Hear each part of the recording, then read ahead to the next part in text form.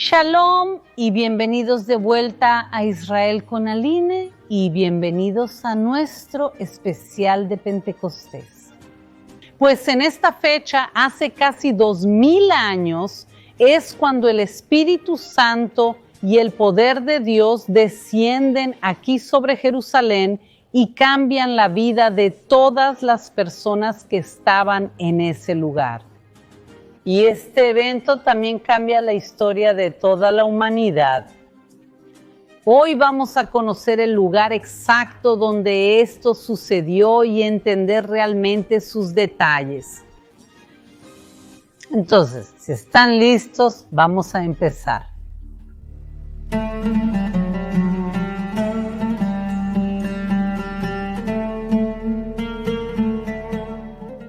Nuestra historia no comienza aquí dentro de las murallas de Jerusalén, sino afuera, en la cima del Monte de los Olivos, porque Jesús, 40 días después de la resurrección, sube a la cima del monte junto a sus discípulos para despedirse de ellos, y justo antes de ascender a los cielos, les dice que no se alejen, que no salgan de Jerusalén.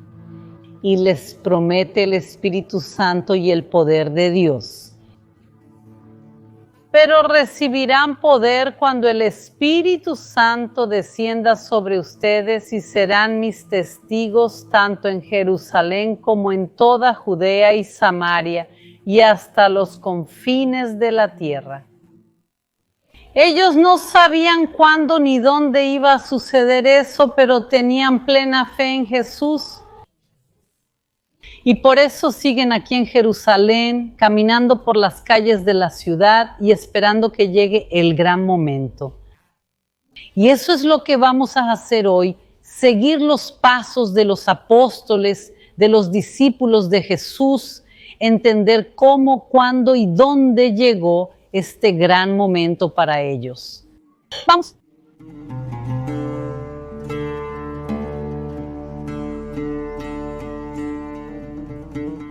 Y los discípulos seguían aquí en Jerusalén, esperando el cumplimiento de la promesa de Jesús. Sin embargo, los días iban pasando y pasando, y la ciudad se llenaba cada vez más de personas. Ya había una multitud en Jerusalén porque se acercaba una peregrinación anual, Shavuot. La Biblia nos cuenta que hay 3 peregrinaciones anuales al Templo de Jerusalén. La primera, Tabernáculos, la fiesta de las cabañas. La segunda, Pesaj, la Pascua judía, justamente cuando ocurrió la pasión de Cristo. Y la tercera y última vez era Shavuot, la fiesta de las semanas. Levítico 23 explica que se debía contar 7 semanas a partir de la Pascua.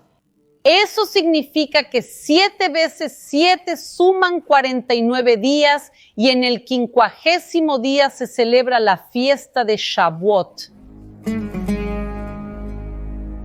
La fiesta celebra el inicio de las cosechas, principalmente del trigo, y también la entrega de la ley a Moisés en el monte Sinaí. Y entonces todo el pueblo de Israel subía a Jerusalén para llevar las primicias, los primeros frutos, al templo. Y ahora los discípulos y los apóstoles de Jesús también se estaban preparando para celebrar esta fiesta. ¿Y dónde van a preparar todo esto? En una casa que vamos a conocer ahora. Vengan conmigo.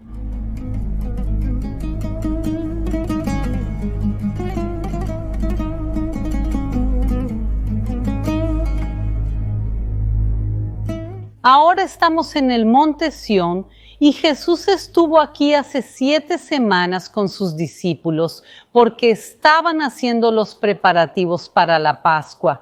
Entonces también necesitaban un gran salón, un cenáculo, un lugar para hacer la cena. Y Jesús les indicó claramente dónde debía hacerse esto. Él explica que en la casa de cierto hombre, y que en el segundo piso de la casa ya había un gran salón amueblado y ahí harían la cena. Miren, aquí está la entrada y aquí adentro ya hay una escalera que sube al segundo piso. Justo a nuestro lado está la casa de este cierto hombre, donde Jesús celebra la última cena con sus discípulos. Ahora vamos a entrar y subir juntos para descubrir la conexión de este lugar con la venida del Espíritu Santo, el poder y Pentecostés.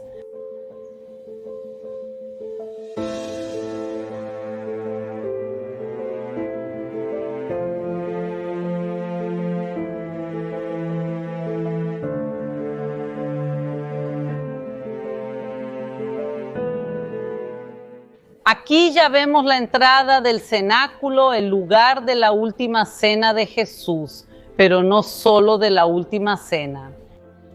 Vamos a analizar la Biblia juntas. Sabemos que después de la ascensión de Jesús había un problema, un gran problema. Faltaba una apóstola. Jesús había elegido a 12 apóstolas, eso para representar a las 12 tribus de Israel. Sin embargo, una de esas 12 apóstolas fue Judas, que traicionó a Jesús por 30 monedas de plata y después también se quitó la vida. Entonces, en el momento de la historia del que estamos hablando, después de la ascensión, solo había 11 apóstolas. Y por eso la Biblia nos dice que ellas regresan a Jerusalén después de la ascensión y ellas suben una vez más al cenáculo. ¿Qué reunión es esa en el segundo piso? Probablemente el mismo cenáculo de la última cena. Entonces ellos regresan a este mismo lugar y aquí eligen al 12º apóstol, que fue Matías. Y finalmente llegó Shavuot, la fiesta de la cosecha, 50 días después de la Pascua, lo que conocemos como Pentecostés. Y está escrito en la Biblia que todos estaban reunidos en un mismo lugar. ¿Qué lugar es ese? Probablemente en el mismo lugar donde ya solían reunirse, en el lugar donde celebraron la última cena y también la elección de Matías, y donde nosotros también vamos a entrar juntos ahora.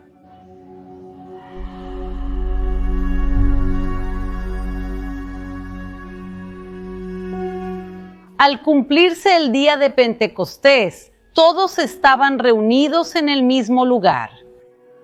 De repente vino del cielo un sonido como de un viento fuerte e impetuoso y llenó toda la casa donde estaban sentados. Y se les aparecieron lenguas repartidas como de fuego, las cuales se posaron sobre cada uno de ellos. Todos quedaron llenos del Espíritu Santo y comenzaron a hablar en otras lenguas, según el Espíritu les concedía que hablasen. Y el Espíritu Santo les enseña a hablar en otras lenguas. ¿Y qué significa eso? Hablar en otras lenguas puede ser hablar en un idioma no conocido o no definido. Pero ese día también empezaron a hablar literalmente en otros idiomas. Jerusalén estaba entonces llena de cientos de miles de personas que venían de tierras lejanas y hablaban muchos idiomas diferentes. Y entonces empiezan a escuchar a los discípulos de Jesús hablando cada uno en su propio idioma. Y ellos quedan sumamente sorprendidos. Ellos preguntan cómo estos galileos están hablando nuestros idiomas. Pues en esa época una persona normal de Galilea solo hablaría arameo y hebreo. Y de repente ahora escuchaban a estos galileos hablando griego, latín, egipcio, siríaco, fenicio y hasta bereber. Miren bien estas paredes, estas columnas. Nuestra pregunta es, ¿estas son las columnas? ¿Es esta la sala original que fue testigo de la venida del Espíritu Santo? Y la respuesta es no. porque lamentablemente este edificio fue parcialmente destruido y reconstruido varias veces. Las excavaciones arqueológicas aquí son extremadamente restringidas. La única arqueóloga que realmente pudo excavar en este complejo fue Jacob Pinkerfeld. Y cuando ella excavó, ¿qué encontró? Varias capas históricas. Encontró una capa del periodo de las Cruzadas, que es lo que estamos viendo aquí. La mayoría de las columnas y paredes son originales de la época de las Cruzadas.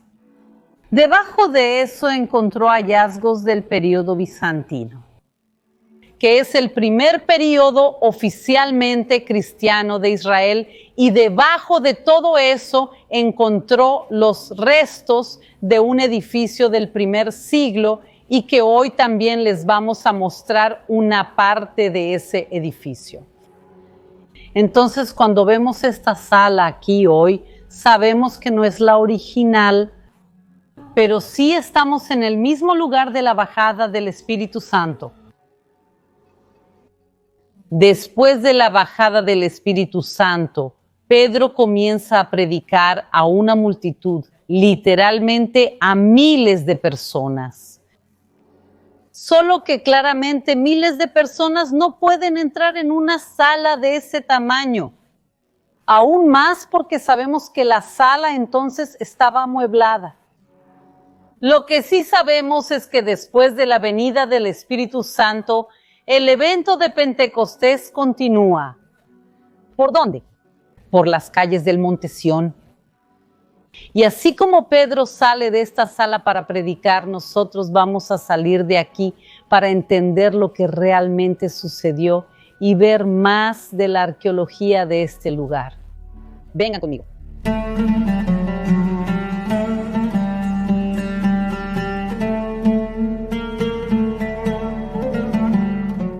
Pedro en su predicación habla sobre el rey David y sobre cómo David murió y fue sepultado. Y su tumba está entre nosotros hasta el día de hoy. Y justamente donde está la tumba tradicional del rey David, queda a pocos metros de donde estamos. Vamos a entrar y seguir conociendo la historia.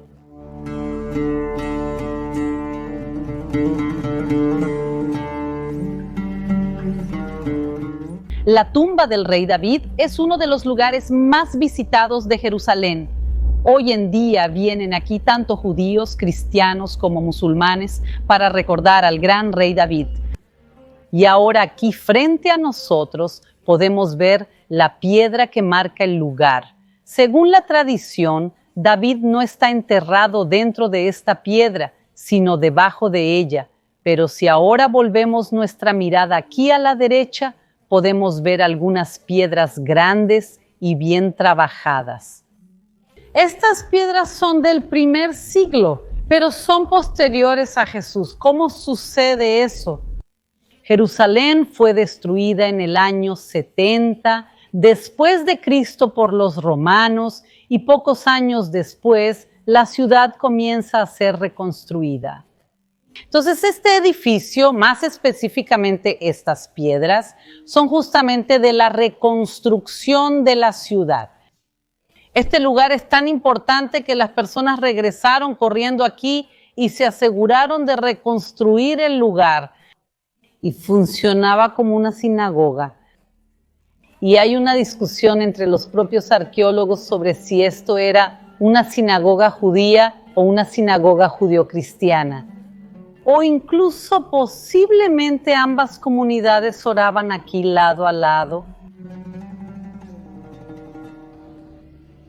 Las piedras grandes que vimos, que fueron reconocidas por Pinkerfeld como del primer siglo, son una pista muy importante de la historicidad de este lugar. Pero aún más importante fue el yeso que él encontró. Cuando excavó, encontró pequeños pedazos de yeso que cubrían las paredes y en ellos inscripciones que hablaban de Jesús. Estas inscripciones son pequeñas y simples, son una especie de grafiti antiguo. Uno de ellos tiene las iniciales de las palabras griegas que pueden traducirse como conquista, salvador, misericordia, que era una expresión cristiana usada en tiempos antiguos. Y el otro grafiti es aún más impresionante. Se puede traducir del griego como «Oh Jesús, para que yo pueda vivir, oh Señor del autócrata». Sin embargo, lamentablemente, el arqueólogo Pinkerfeld fue asesinado en un atentado terrorista perpetrado por soldados jordanos en 1956, cuando él estaba en Ramat Rahel, que está aquí al lado de Jerusalén. Y toda la investigación que él hizo en relación con esas inscripciones terminó por no ser publicada oficialmente. Y por eso no tenemos toda la información en relación con esas inscripciones, lo que realmente se encontró y si había más textos allí. Y también esas inscripciones por eso no están accesibles al público. Estas inscripciones muestran claramente la conexión de esta área con Jesús y con su historia. Y lo que él profetizó sobre el Monte de los Olivos unos días antes se cumple aquí en el Monte Sión, porque el Espíritu Santo desciende, el poder de Dios desciende sobre ellos. Y no solamente sobre los apóstoles, sino que ese mismo día más de 3,000 personas reciben el Espíritu Santo y se convierten.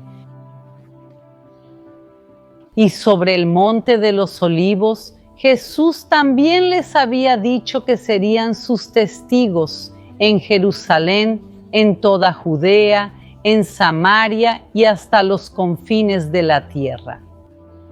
Y por eso Pentecostés es tan importante, porque en ese momento, en Pentecostés, cuando ellos empiezan a aprender a hablar en otras lenguas, pueden enseñar a todas las personas de todas las naciones que estaban aquí en Jerusalén a conocer la fe en Jesús.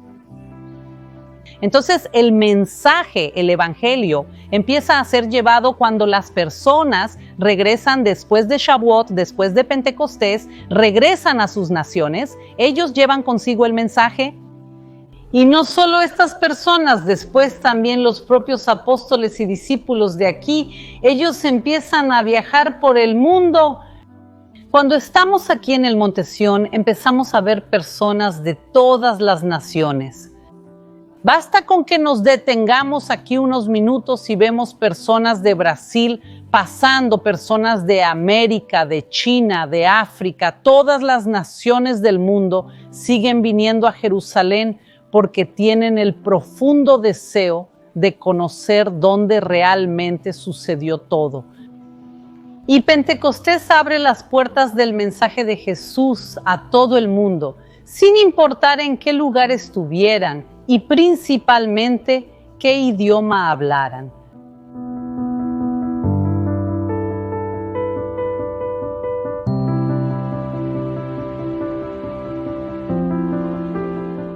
Y desde este lugar tan especial sobre el Monte Sión, quiero desearles a todos Yag Sameach, una fiesta de Pentecostés muy bendecida, un hermoso domingo.